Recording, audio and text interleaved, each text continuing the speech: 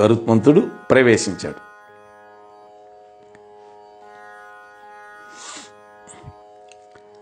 ప్రవేశించి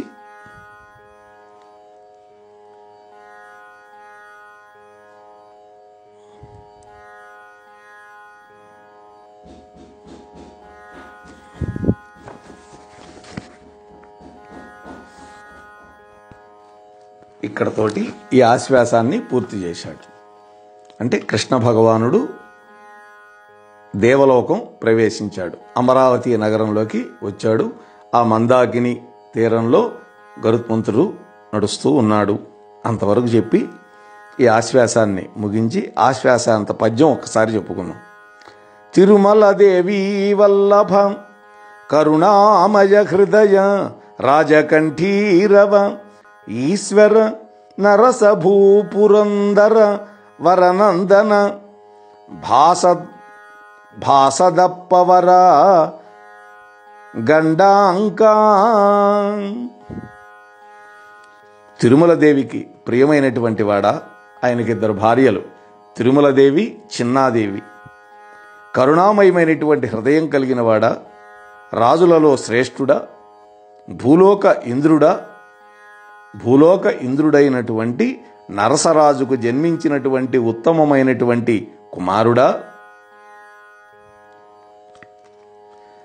బాసదప్ప అనేటువంటి బిరుదాంకం ఉన్నది, అటువంటి బిరుదు కలిగినటువంటి వాడా అని ఇక్కడ ఆయన్ని గురించి పొగిడాడు. ఆ తర్వాత మనం 3వ ఆశ్వాసంలోకి ప్రవేశిస్తూ ఉన్నాం. ఈ 3వ ఆశ్వాసంలో ముందుగా కృష్ణదేవరాయలని స్తుతించేటటువంటి దాన్ని చెప్పుకొని, సంపదలతో కూడినటువంటి గొప్ప ఇంద్రభవనం కలిగిన వాడా, ఉత్కళ దేశ రాజదర్పాన్ని నశింపజేసేటటువంటి భుజబలం కలిగిన వాడా, చంద్రవంశం అనే సముద్రానికి కౌస్తుభరత్నమైనటువంటి వాడా, స్త్రీలకి పాంచాల జాతి పురుషుడైనటువంటి వాడా, ఓ కృష్ణరాయ భూపాల అని చెప్పాడు. ఇక ఈ విధంగా కథ చెప్తూ ఉన్నాడు. ఆ దేవనది అయినటువంటి మందాకిని నది తీరంలో అలా మెల్లమెల్లగా శ్రీకృష్ణుడు వస్తూ ఉన్నాడు. ఆ సమయంలో అంతకుముందే ఇంద్రుడు నారద మహర్షి ద్వారా శ్రీకృష్ణుడి యొక్క రాకను తెలుసుకొని సంభ్రమంగా ఐరావతాన్ని ఎక్కి తన పుత్రుడైనటువంటి జయంతుడు, అష్టదిక్పాలకులు, మేనకాది అప్సరసలు సేవిస్తూ ఉండగా శ్రీకృష్ణుడికి ఎదురుగా వచ్చాడు. ఎందుకని? 3 లోకాలకు అధిపతి ఇంద్రుడైతే 14 భువన భాండాలకు అధిపతి కృష్ణ పరమాత్మ. సాక్షాత్తు శ్రీమన్నారాయణ యొక్క 16 కళలతో వచ్చినటువంటి రూపం కదా. నారద మహర్షి వచ్చి చెప్పాడు, ముందే చెప్పాడు కదా కృష్ణ భగవానుడు, మీ తల్లిగారి యొక్క కుండలాలు అపహరించాడు ఆ నరకుడు, వాడి పీడ విరగడ చేసి ఆ కుండలాలు తెచ్చి ఇవ్వడానికి కృష్ణ పరమాత్మ వస్తున్నాడు అనే వార్త చెప్పాడుగా. ఆ వార్త తెలుసుకొని ఈ విధంగా వస్తూ ఉన్నాడు. ఆ విధంగా ఇంద్రుడు దూరం నుంచే శ్రీకృష్ణుడిని చూసి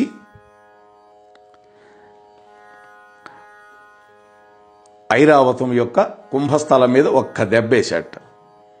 వెంటనే అది ఆ సంకేతాన్ని గ్రహించి మోకాలు 2 మోకాళ్ళు వంచి కిందకి మోకాళ్ళ మీద కూలబడింది. అప్పుడు ఇంద్రుడు కిందకి దిగాడు. భుజం మీద ఉండేటువంటి ఉత్తరీయాన్ని నడుముకు చుట్టుకున్నాడు. చూసారా, మహాత్ముల దగ్గరికి వెళ్ళేటప్పుడు ఈ విధంగా వెళ్ళాలి. భుజం మీద ఉండే ఖండవాన్ని నడుముకు చుట్టుకొని వెళ్ళాలి. ఆ విధంగా శ్రీకృష్ణ పరమాత్మకి ఎదురెళ్ళి స్వాగత సత్కారాలు చేసి శిరస్సు భూమికి తాకేలాగా నమస్కరించాడు.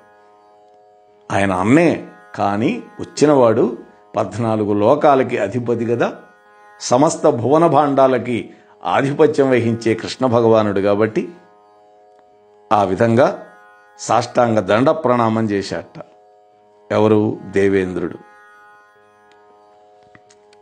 అప్పుడు ఇంద్రుడు పరమానంద భరితుడయ్యాడు. ఆయన యొక్క కళ్ళు స్రవించినాయి. దానికి ఒక అద్భుతమైనటువంటి పద్యం ఉంది ఇక్కడ.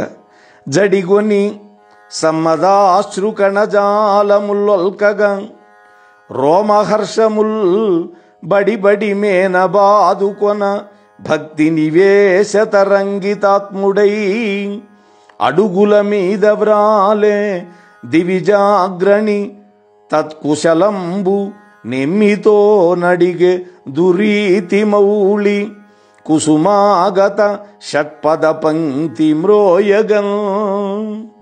ఆహా! అప్పుడు దేవేంద్రుడు ఆనందభరితుడైనాడు. ఆయన కళ్ళ నుంచి ఆనంద బాష్పాలు జాలువారిని. ఆనందంతో శరీరం పులకరించిపోయింది. అప్పుడు తల మీద పువ్వులు పెట్టుకున్నాడు. ఆ పువ్వుల మీద నుంచి వచ్చే తుమ్మెదల రొదలు శ్రీకృష్ణుడి యొక్క కుశలం అడిగే మాటల్లాగా కనిపించాయి అన్నాడు కవి.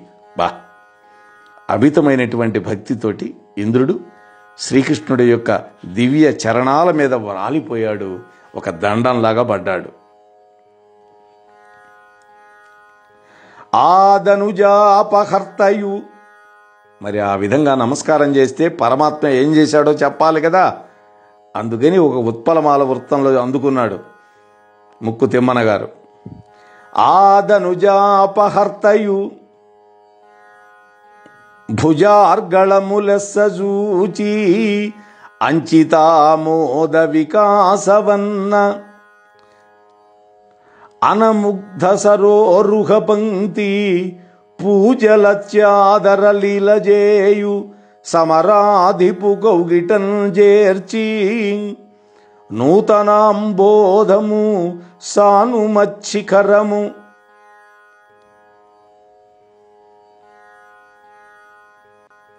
నభరసంబున కప్పు కైవడిన్ నభసంబున గప్పు గైవడిన్. ఆ రాక్షసాంతకుడైనటువంటి శ్రీకృష్ణ భగవానుడు ఈ విధంగా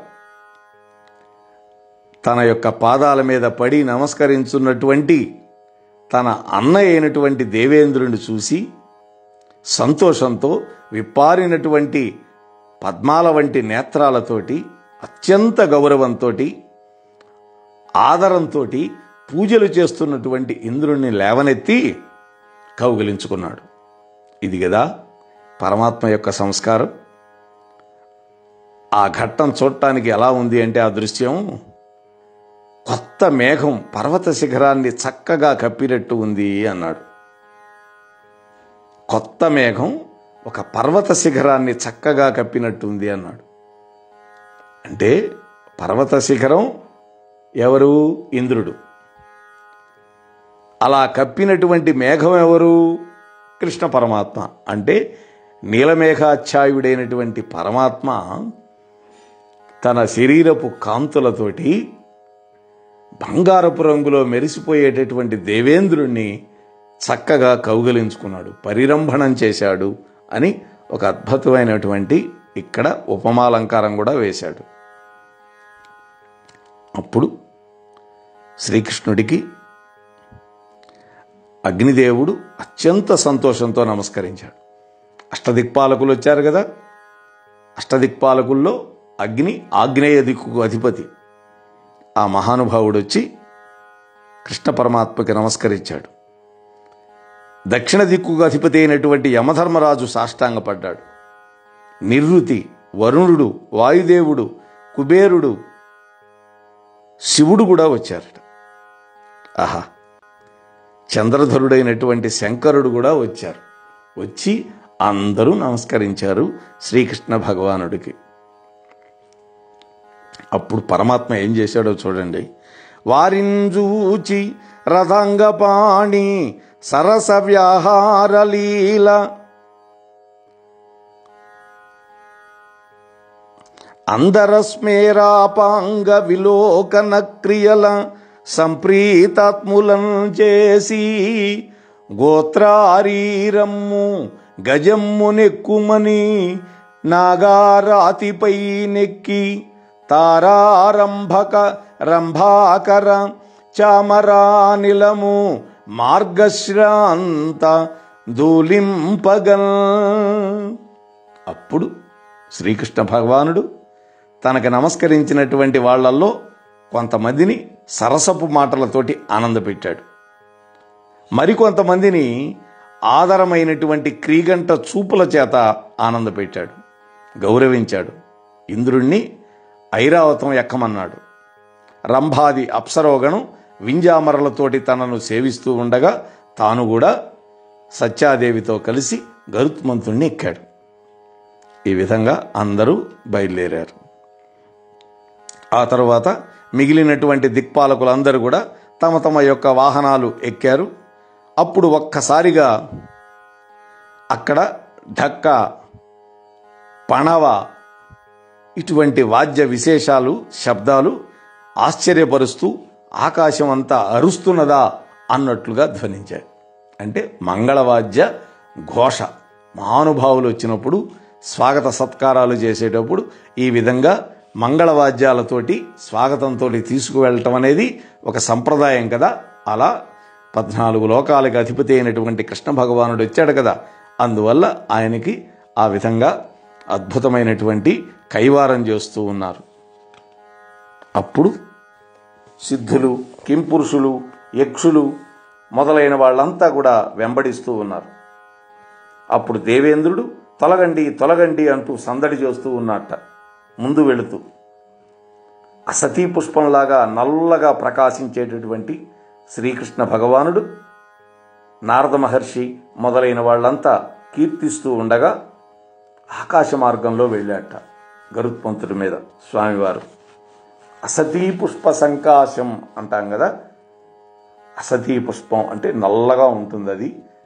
ఆ పుష్పంలాగా స్వామివారు మెరిసిపోతూ వెళుతూ ఉన్నాడు.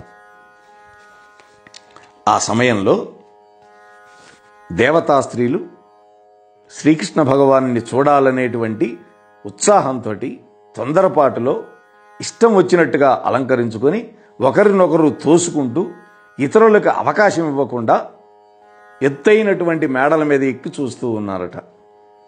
ఈ దృశ్యం మనకి శ్రీమద్ భాగవతంలో కృష్ణ భగవానుడు మొట్టమొదటిసారి మధురా నగరానికి విచ్చేసినప్పుడు ధనుర్యాగానికి కంసుడి యొక్క పనుపున అప్పుడు కృష్ణ బలరాములు ఇద్దరూ ఆ వీధిలో, రాసవీధిలో నడుస్తుంటే రెండు పక్కలా ఉన్నటువంటి మేడల మీద ఇదే విధంగా అక్కడ ఉండేటువంటి అంతఃపురంలో వాళ్ళు, అలాగే ఆ నగరంలో నివసించేటటువంటి స్త్రీలందరూ కూడా మేడల మీదకి ఎక్కి ఆ కృష్ణ భగవానుడి యొక్క దివ్యమైనటువంటి స్వరూపాన్ని చూసి ఆయన బాల్యంలో చేసినటువంటి అద్భుత లీలలన్నీ కూడా తలుచుకున్నారు.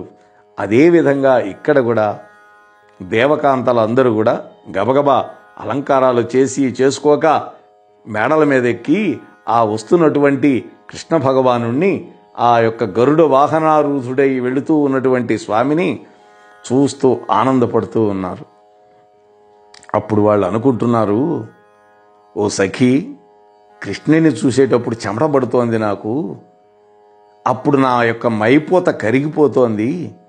నేను పెట్టుకున్న కాటుక కూడా నా కళ్ళ నుండి వెలువడుతున్నటువంటి ఆనంద బాష్పాల వల్ల కడిగినట్లయిపోతోంది.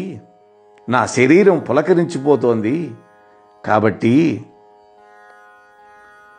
ఓ సుందరి, అలంకరించుకోవడం వల్ల ఎటువంటి ప్రయోజనం లేదో నాకు అనిపిస్తోంది అంటున్నది ఒకానొక దేవకన్య, దేవకాంత. అందువల్ల నేను ఆ ప్రయత్నం విడిచిపెట్టి ఈ కృష్ణ పరమాత్మను చూడటానికి వెళుతున్నాను. ఓ సఖీ, నువ్వెందుకు అలంకారంగా చేసుకొని అనవసరంగా తాపత్రయపడుతున్నావు? గబగబారా, పరమాత్మ వెళ్ళిపోతాడు. నువ్వు అలంకారం చేసుకున్నా ప్రయోజనం లేదు అని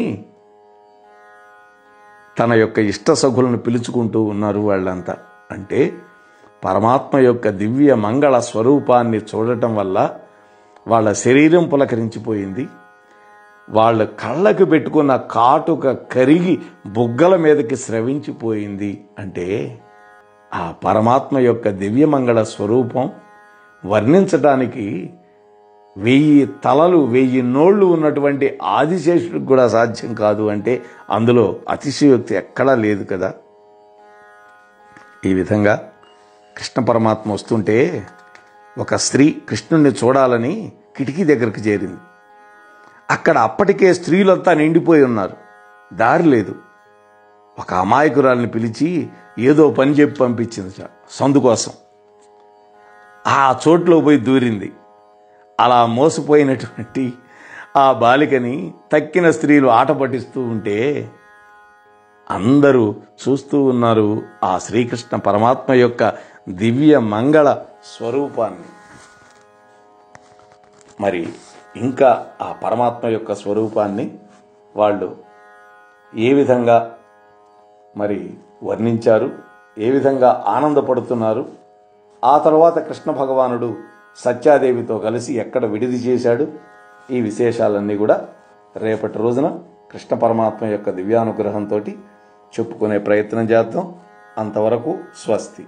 ఇంతవరకు మన ఛానల్కి ఎవరైనా సబ్స్క్రైబ్ చేసుకోకపోతే ఇప్పుడే ఈ క్షణమే సబ్స్క్రైబ్ చేసుకుని ఆ పక్క నుండి బెల్ బటన్ మ్రోగించి మమ్మల్ని ప్రోత్సహిస్తారని మనస్ఫూర్తిగా కోరుకుంటూ ధన్యవాదాలు.